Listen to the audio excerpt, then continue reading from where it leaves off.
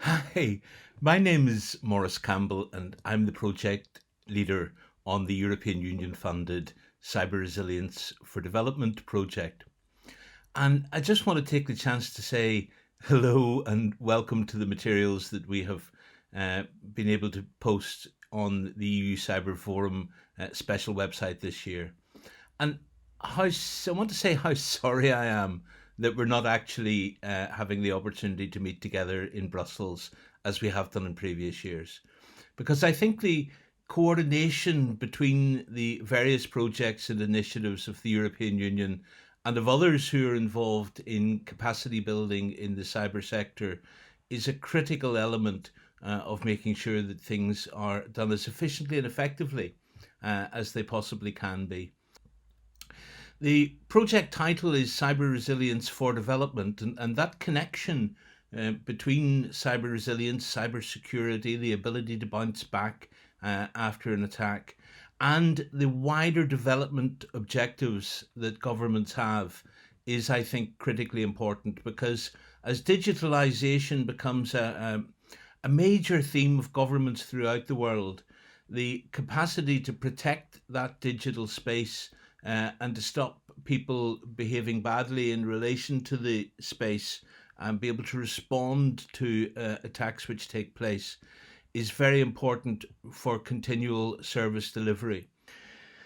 We focus on three main areas in our engagement with the countries with whom we're working. Maybe the first thing I should say is that all the capacity building work we do is demand led, and we have structures in place, national steering committees, um, liaison structures, relationships with ministries of foreign affairs, relationships with the ministries responsible for the IT area, which help us to make sure that we are engaged in the right place and in the right way with the countries with whom we're working.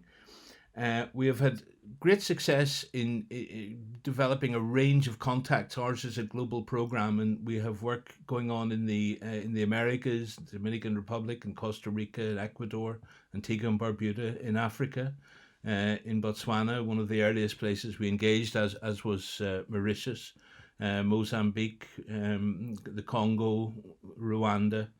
Um, and those are critically important, as we think is the work that we're doing in Southeast Asia, where we're quite strongly engaged with the governments in Laos and in Cambodia.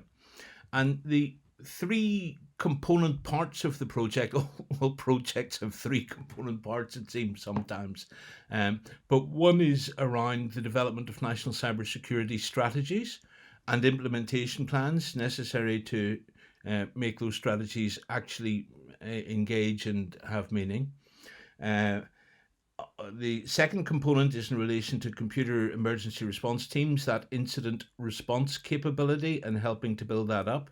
Um, and the third is about developing international cooperation, engaging with neighbouring states and with more remote states, and beginning to get some cooperation from countries in which we started to work with countries who are just joining the programme. And that, I think, is a particularly important area in relation to sustainability.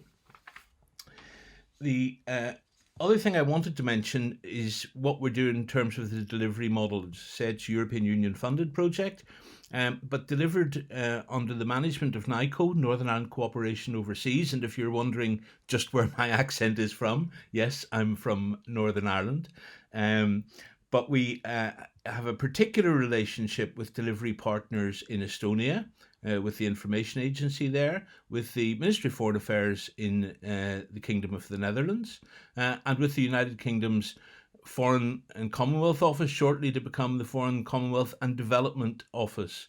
And they help provide resources. We also go to the private sector seeking resources to engage in some of the work we do, which is largely training and consultancy based. So, sitting alongside people, mentoring, helping people to understand what tools are best in particular areas, for instance, for CSIRTs, but also what the strategic approach ought to be, and helping to explain to senior decision makers, permanent secretaries, and ministers about just how important this is in terms of prioritizing the work that they're doing. I don't want to take up too much of your time. I know there's lots else going on in the forum. You'll be, I'm sure, joining some of the sessions.